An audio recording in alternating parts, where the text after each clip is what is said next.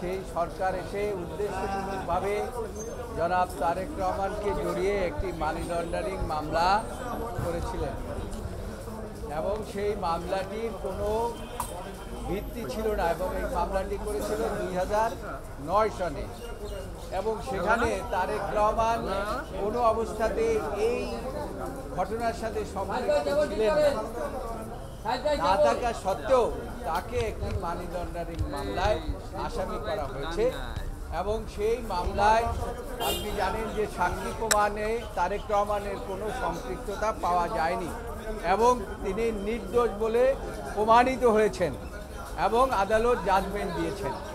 আদালতের জাজমেন্টেই তিনি খালাস পেয়েছেন যে তার বিরুদ্ধে কোনো রকম মানি লন্ডারিংয়ের কোনো জিনিস পাওয়া যায়নি, উদ্দেশ্যমূলকভাবে তাকে এই মামলায় জড়িত করা হয়েছে। সরকার পক্ষ ওই মামলার বিরুদ্ধে অ্যাপিল করেছিলেন এই হাইকোর্টে, সেই অ্যাপিলটি হাইকোর্টে শুনানি হয়েছে।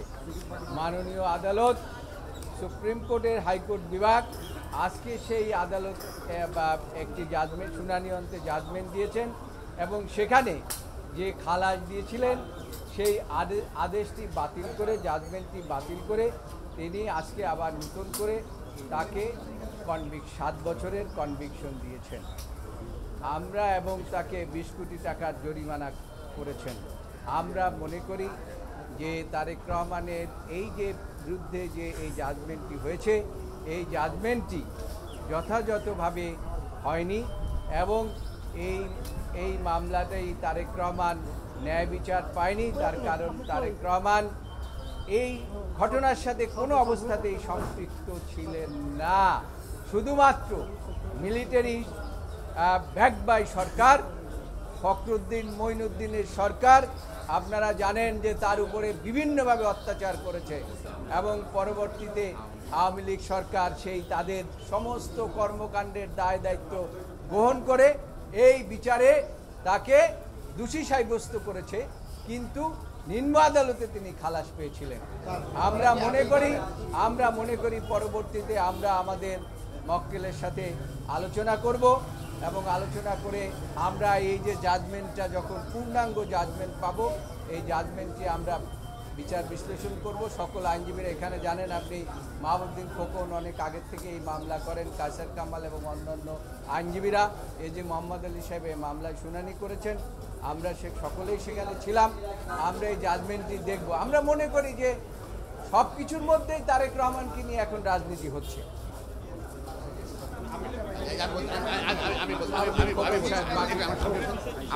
আমাকে বলেন, আমরা এটা বলেন, বললেন তো আমি সাপ্লিমেন্ট করতে চাচ্ছি, তাকে কথা বললেন না প্লিজ। আমি বলছি আমরা স্তম্ভিত, হতবাক, সমগ্র জাতি হতবাক। তারেক রহমান বাংলাদেশে অত্যন্ত একটা জনপ্রিয় নাম, তাকে মিথ্যাভাবে সামরিক caretaker army back caretaker government শুরু করেছিল আওয়ামী লীগ সরকার। এই সরকার তারা মামলাটা দায়ের করেছে দুদককে দিয়ে এবং এই মামলায় কোথাও প্রমাণ দিতে পারেন ট্রায়াল কোর্টে গিয়াসউদ্দিন মামুন বাংলাদেশ থেকে কোনো টাকা বিদেশে নিয়েছে, এটা কোথাও না, এভিডেন্স নাই। তারপরও গিয়াসউদ্দিন মামুনকে এই মামলায় সাজা দেওয়া হয়েছে এবং সকল কিছু পর্যন্ত সাক্ষী সাবুত নিয়ে জনাব তারেক রহমানকে এই মামলায় খালাস দেওয়া হয়েছে। দুদক এবং সরকার আপিল করেছে, সে আপিল আজকে শুনানি হয়েছে। কোর্ট আপনারা দেখেছেন, দুদকের আইন কর্মকর্তারা ছিল, ডিগ্রি অ্যাটর্নি জেনারেল সাহেব ছিলেন এবং আওয়ামী লীগের সকল নেতা ছিলেন, বড় বড় নেতা অনেক নেতা ছিলেন। দেখা যাচ্ছে কি দুদক, রাষ্ট্র মানে রাষ্ট্রপতি, অ্যাটর্নি জেনারেল এবং আওয়ামী লীগ আজকে একাকার হয়ে গেছে তারেক রহমানের বিরুদ্ধে। এবং আমাদের দৃঢ় বিশ্বাস আমরা ন্যায় বিচার পাবো, সুপ্রিম কোর্ট আপিল ডিভিশন ন্যায় বিচার পাবো। তারেক রহমান পলাতক না, আমরা ন্যায় বিচার পাবো। মনে রাখতে হবে মরম শেখ মুজিবুর রহমান সাহেবকে জনপ্রিয়তার কারণে তার বিরুদ্ধে পাকিস্তানি সরকার মিথ্যা হামলা দিয়েছে, সাজা দিয়েছে। কিন্তু তাকে সাজা দিয়ে নিবৃত্ত করা যায় নাই। তারেক রহমানকেও নিবৃত্ত করা যাবে না। বাংলাদেশের সে জনপ্রিয় অবসন্নতা হাইকোর্টে যেভাবে করা হয়েছে, আশা করি আমাদের ক্লায়েন্টের যে ইনস্ট্রাকশন আছে, যদি এর কিছু হয় আপিল করার ইনস্ট্রাকশন আছে। এবং আপনি শুনেন, যেটা আপিলে গ্যাসুদ্দান মামুন, তো এখানে আমরা হিয়ারিং কিভাবে করেছি, গ্যাসুদ্দান মামুন তো আপিল করতে পারবে। আচ্ছা দাঁড়ান, এই সম্বন্ধে আমি বলি। তারেক রহমান, আমি শেষ করে দিই।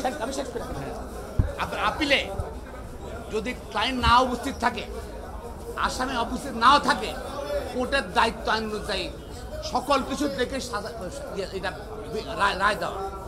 এবং আপিল ডিভিশনও গিয়াসুদ্দিন মামুন তো আপিল করবে না, গিয়াসুদ্দিন মামুন আপিল করবে না, সেখানে আপিল ডিভিশন কমপ্লিট চার্জশিট হবে। কমপ্লিট চার্জশিট যদি তারেক রহমান নিজে আপিল করতে পারেন, আপনি নিশ্চয় আলাপ করে বুঝতে পারবেন যদি দেশে আসতে পারলে।